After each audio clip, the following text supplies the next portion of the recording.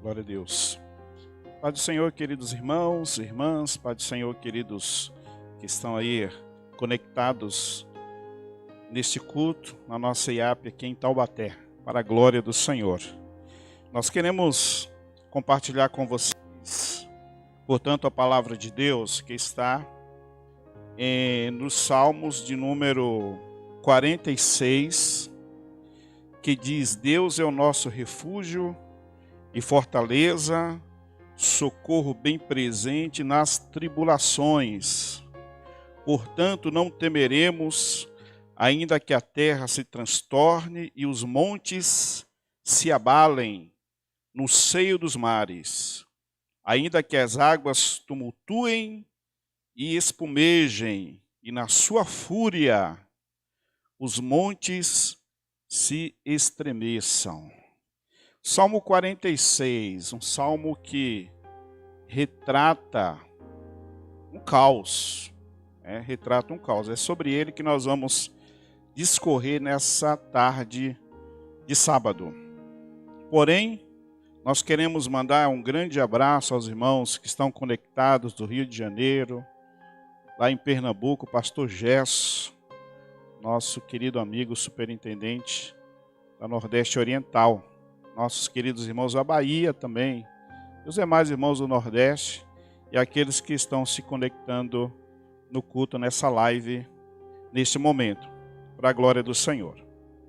Meus irmãos, quero agradecer ao pastor Hilbert também pelo convite, e um tema muito interessante, que dá para a gente discorrer bastante sobre socorro, na hora certa. Socorro na hora certa. Então, esse salmo aqui, ele é um salmo que a gente estudando parece que ele está falando do fim do mundo, Montes se abalando, os mares, as águas tumultuando, espumejando, na sua fúria os montes se estremecem. Então, aqui ele faz um retrato apocalíptico, o fim do mundo. Parece até aqueles filmes americanos, meteoro caindo, tsunami, montes, vulcões. Esse é o quadro. Todavia, embora ele pintando esse cenário de destruição e de caos, ele também fala e expressa a sua confiança em um Deus que ele o chama do seu refúgio, ou de seu refúgio e de sua fortaleza. Diante do caos, diante da adversidade, diante das tribulações, ele passa a confiança de que, embora tudo isso venha a acontecer, ele continua confiando no Senhor, seu Deus. Então, meus irmãos, nós entendemos que Deus, de fato, é o nosso refúgio e a nossa fortaleza. E a fortaleza que é Deus e feita em Deus, ela não pode ser destruída. Mas a fortaleza feita por mãos de homens e construída em cima da confiança humana e da arrogância humana, ela é destruída facilmente. Eu estava essa semana tentando construir o sermão dentro desse tema, socorro na hora certa, nesse texto do Salmo de número 46, e eu estava lembrando de algumas situações do passado, e aí eu construí uma mensagem, aí fui deitar, no outro dia veio outra coisa, depois veio uma outra coisa, aí é difícil o tema favorece também, Daí no final, na quinta-feira, eu me lembrei de uma ilustração, de uma mensagem que eu ouvi há muitos anos atrás, isso em 1990. O pregador dessa mensagem foi o pastor Enos, o pastor Hilbert conhece, o pessoal do Nordeste conhece, filho do pastor Valdeci Nunes de Oliveira, O pastor Valdeci, um pioneiro da Igreja Adventista da Promessa. Atenção, você do Nordeste, se puder, faça essa live chegar no pastor Enos. Um abraço, pastor Enos, saudade de você. nos idos de 1990, lá em Salvador, na Bahia, na igreja do bairro Tancredo Neves, na época de RUMAP. Eu tinha 18 anos, eu era presidente de UMAP, que é das antigas, sabe o que eu estou falando. Presidente do jovem, naquela época chamava-se presidente, aí a gente se sentia muito importante, né? E o pastor Enos, eu fui muito abençoado pelas mensagens do pastor Enos, muito, muito mesmo. Onde tinha a programação da RUMAP e eu sabia que era o pastor Enos que ia pregar, eu fazia um esforço muito grande para poder estar presente, porque eu sabia que vinha coisa boa. Eu sempre fui muito ligado com as mensagens, muito ligado na palavra. Daí, meus irmãos, ele pregou falando de uma ilustração, e essa ilustração fazendo uma conexão a um rei arrogante da Síria chamado Senaqueribe, né? O rei Senaqueribe, que havia destruído todas as nações, só faltava Jerusalém. Aí ele contou que em um determinado lugar, em uma cidade, havia um homem muito arrogante, e blasfemo. Ele falava muitas coisas ruins de Deus e para Deus. Dizia que Deus não existia, que Deus não era nada, que Deus não fez nada a favor da vida dele, e a vida toda dele foi isso, falar contra Deus na sua arrogância, na sua soberba, no seu rompante de força e de sabedoria. Ele era ateu, e os anos se passaram até que um dia ele morreu, e ele falou assim: na minha tumba, na minha lápide, eu quero que vocês escrevam algo, mas antes vocês têm que fazer do meu local de sepultamento uma fortaleza. Eu quero que vocês, no lugar de uma simples tampa de caixão, uma simples tampa de sepultamento, vocês façam uma grande laje, coloque ferros, coloque muito cimento, muita areia, muita pedra. Eu quero que vocês coloquem uma grade em volta com ferros fortes e coloquem na minha lápide a inscrição dizendo: aqui nem Deus entra. Aqui nem Deus entra. Eu quero que isso fique registrado no dia da minha morte e no meu sepultamento. E assim o fizeram. Colocaram, construíram, fizeram a laje muito forte, colocaram ferros e na sua lápide escreveram: aqui nem Deus entra. Meus irmãos, fortalezas de fato, o seu local de sepultamento virou uma fortaleza. Era algo assim intransponível. E aí o tempo se passou, as pessoas ficavam na expectativa de que Deus respondesse logo àquele homem a sua arrogância. Mas nada aconteceu, os dias se passaram, meses se passaram, e um certo dia fechou o tempo, com muita chuva, muitos raios, trovoadas, e de repente um daqueles raios veio direto e caiu em cima justamente ali daquela tumba, daquela lápide, daquela laje, e abriu ao meio e rompeu. Deus começou a penetrar naquele lugar.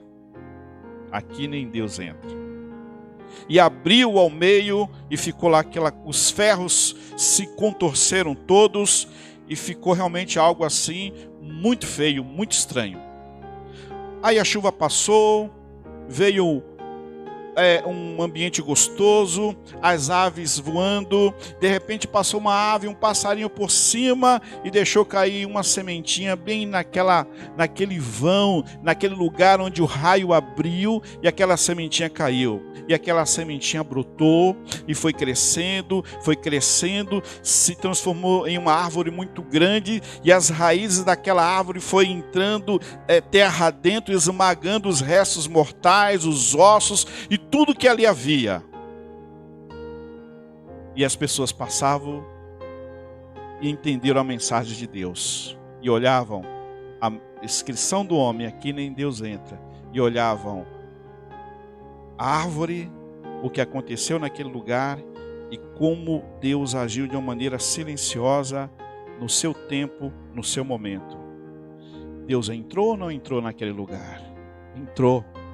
Portanto, a arrogância, as fortalezas feitas por homens, pela arrogância humana, elas não permanecem, elas caem, elas são destruídas, mas as fortalezas construídas em Deus, elas permanecem para sempre.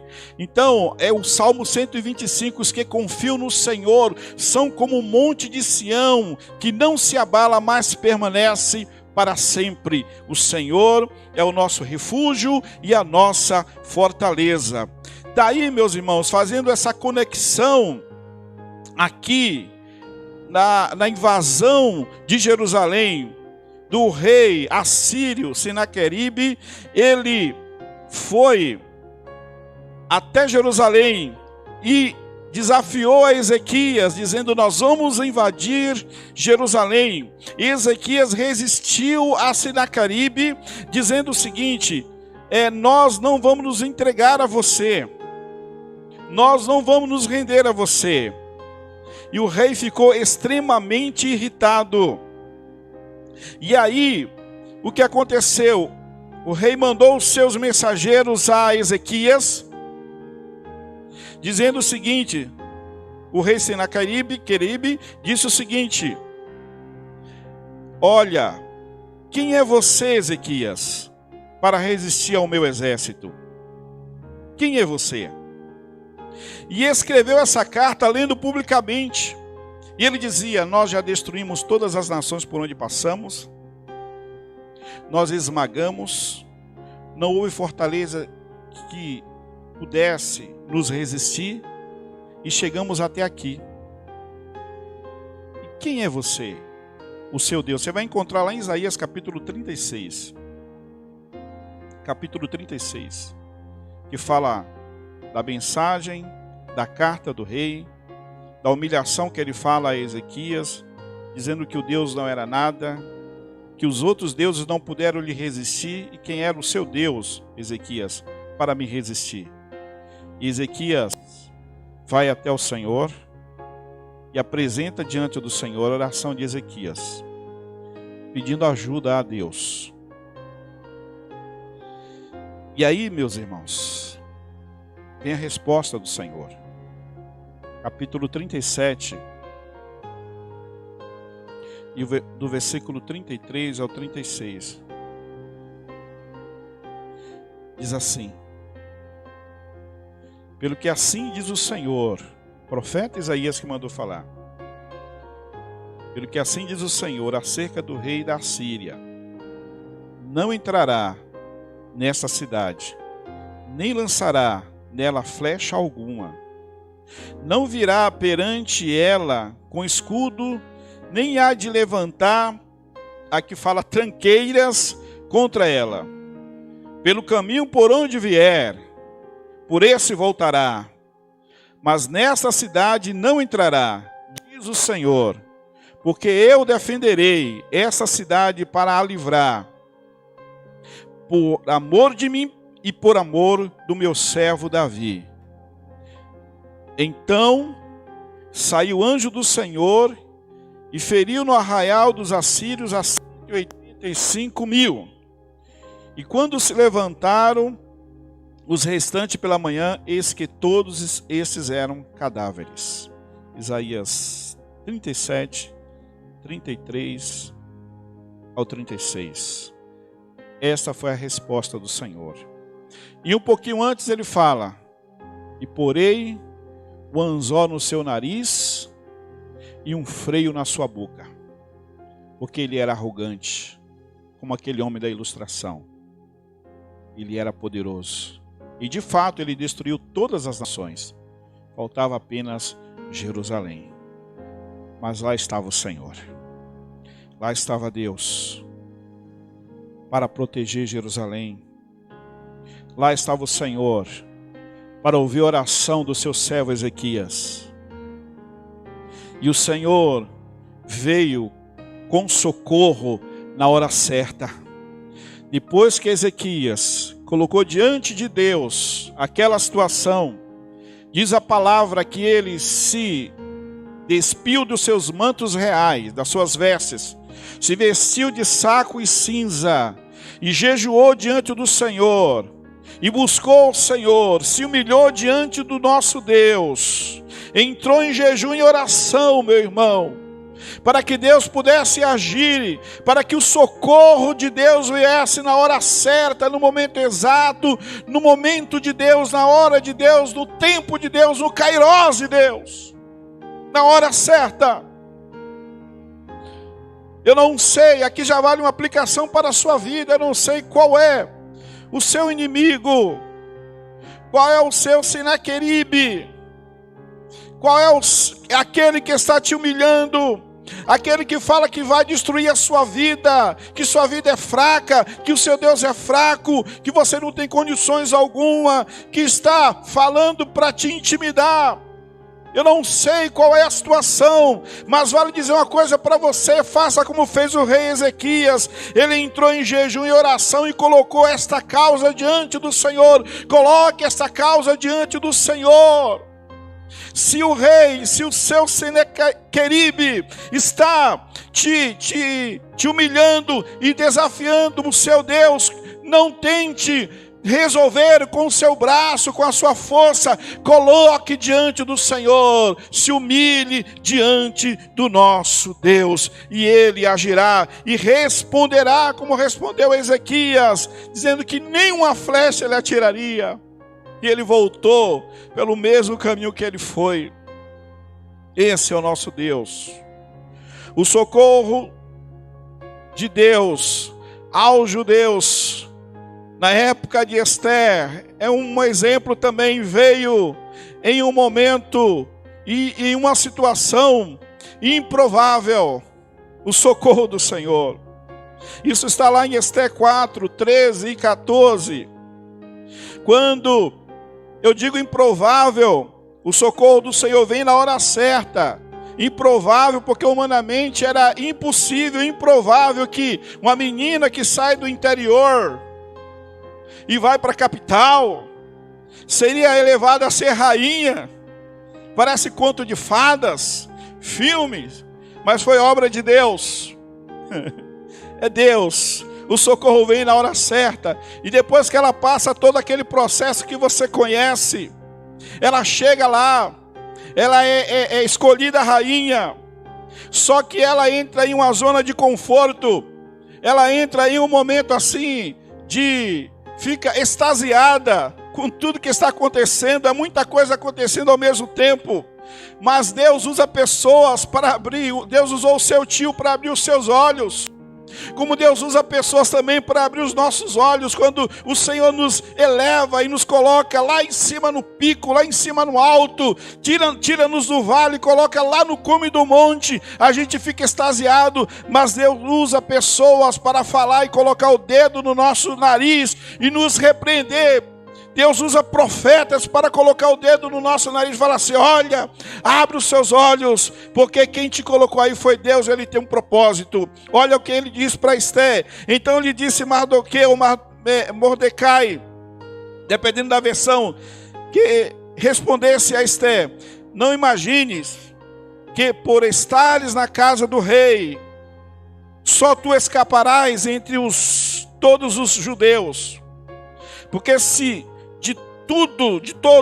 te calares agora, de outra parte se levantará para os judeus socorro e livramento. Socorro e livramento. O socorro vem na hora certa. Amém. O socorro vem na hora certa. Socorro e livramento.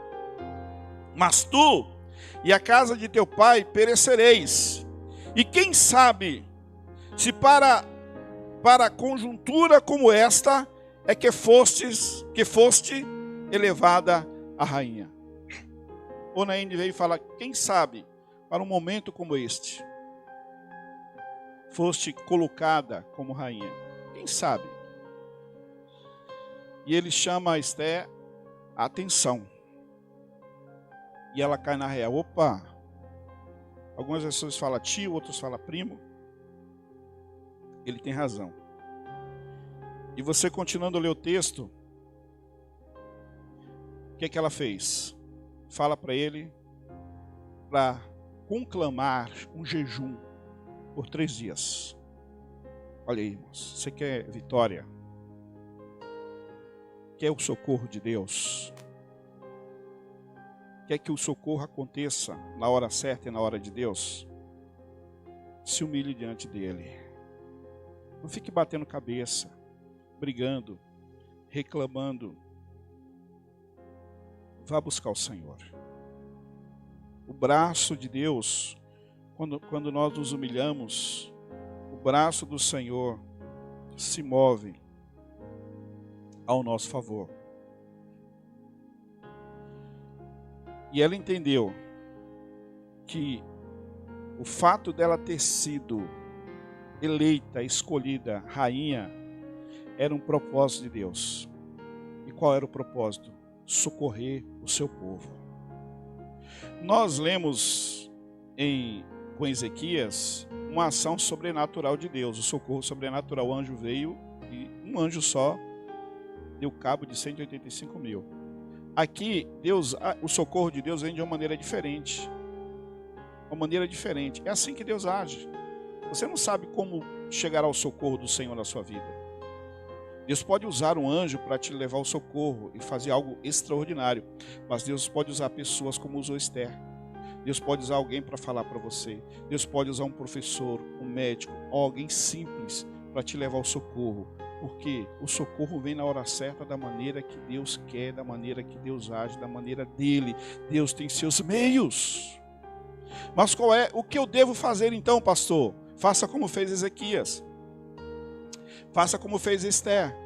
Se humilhar, se despir do seu orgulho, se despir da sua vontade, se despir da sua altivez, se despir daquilo que você se acha que é importante mais do que realmente você é importante.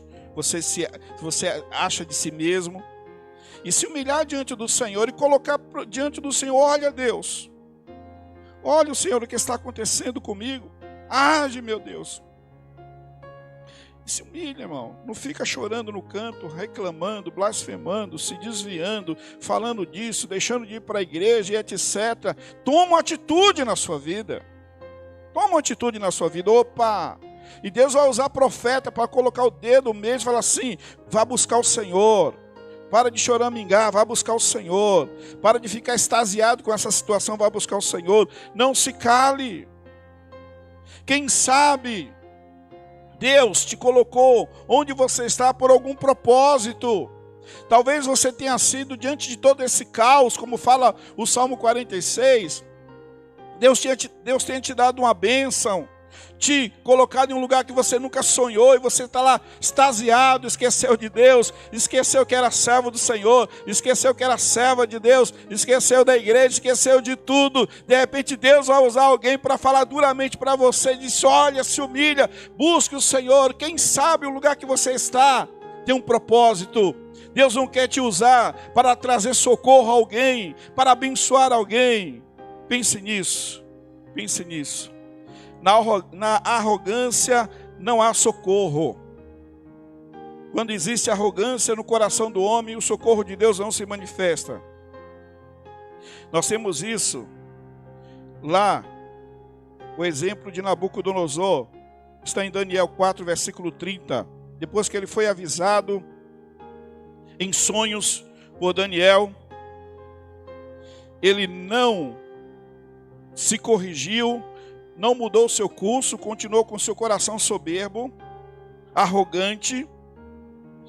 E aqui em Daniel 4,30 ele fala: falou o rei e disse, olha só o que ele disse: não é esta a grande cidade de Babilônia que eu edifiquei para a casa real com o meu grandioso poder e para a glória da minha majestade? Observem, meus queridos irmãos e amigos, os pronomes que ele usa aqui: eu, meu e minha. Ele fala, não é essa grande Babilônia que eu edifiquei? Eu. Olha só. Que eu edifiquei com o meu grandioso poder e para a glória da minha majestade. Tudo ele. Tudo ele. E depois que ele falou isso, ele caiu e ficou 7 anos no campo, comendo palha como animais. Eu, meu e minha expressam a arrogância de Nabucodonosor. Onde há arrogância, não há socorro de Deus. Mas onde há humildade, onde há reconhecimento, há socorro do Senhor. Ele vem na hora certa. Esvazie seu coração da arrogância, esvazie seu coração da autoconfiança e se vista de saco e cinza e vai para a oração e para o jejum. A soberba precede a ruína e a altivez do espírito, a queda. Provérbios 16, versículo 18. Depois que Nabucodonosor volta dos 7 anos, ele se senta no trono e reconhece que só os céus reinam, que só Deus é Deus, que só Ele é o Senhor. Ele fala tudo que ele faz, tudo que ele apraz, e ninguém pode lhe dizer: o que fazes, Senhor? O que está fazendo? O Deus que é o nosso refúgio e a nossa fortaleza. As fortalezas feitas com arrogância, as fortalezas feitas em cima de autoconfiança, elas são destruídas. As fortalezas físicas aconteceram, Babilônia, Jericó, os grandes impérios caíram, como Medo-Persa, a Grécia, Roma e tantos outros caíram, porque havia arrogância e eles achavam que eram intransponíveis, mas há um Deus, há um Senhor que está acima de toda a fortaleza humana, de toda a força humana. Portanto, esse Deus é o nosso Deus, nele nós confiamos, e a sua mão e o seu braço forte é que nos coloca em pé. Quando você se diminui diante do Senhor, Ele te exalta. Humilhai-vos debaixo da potente mão do Senhor, para que no seu tempo Ele vos exalte. Ele vos exalte. Nós estamos quase indo para a conclusão. Eu quero lembrar você, meu querido irmão e amigo, que está nos ouvindo, perceba que diante do caos, diante de toda a adversidade, continue confiando no Senhor.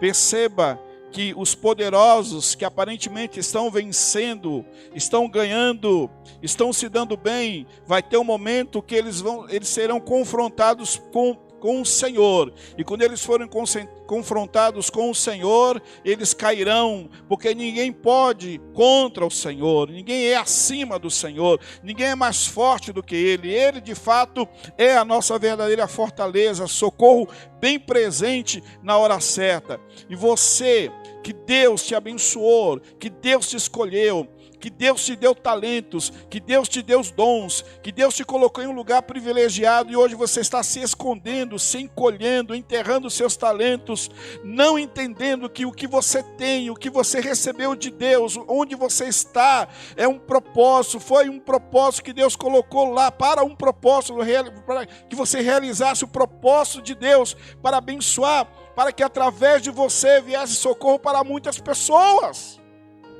Entenda isso, entenda, não esconda o seu talento, não se esconda diante do Senhor, não fique diante dessa situação que estamos vivendo, que é o Salmo 46, se encolhendo, que cada um faça o seu. Igreja, você que já achou gostoso o sofá, você que já se acostumou com esse ambiente virtual, que não quer nem mais ir à igreja, quando mesmo com restrições, a igreja está aberta, você, não vou mais, cuidado, meu irmão.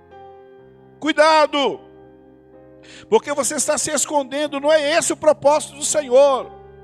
O propósito do Senhor é que você venha, que você vive em comunidade, porque quem sabe Deus quer te usar para abençoar alguém, para trazer o seu socorro para alguém na hora certa, e você está se negando. E para concluir, eu quero ler com você o Salmo 46. Deus é o nosso refúgio e fortaleza, socorro bem presente nas tribulações. Portanto, não temeremos, ainda que a terra se transtorne e os montes se abalem no seio dos mares, ainda que as águas tumultuem e espumejem, e na sua fúria os montes se estremeçam. Há um rio cujas correntes alegram a cidade de Deus, o santuário das moradas do Altíssimo. Deus está no meio dela, jamais será abalado. Deus a ajudará desde a antemanhã. Bramam as nações, reinos se abalam. Ele faz ouvir a sua voz e a terra se dissolve. O Senhor dos exércitos está conosco, Deus de Jacó é o nosso refúgio. Vinde, contemplai as obras do Senhor, que assolações efetuou na terra. Ele põe termo à guerra até os confins do mundo.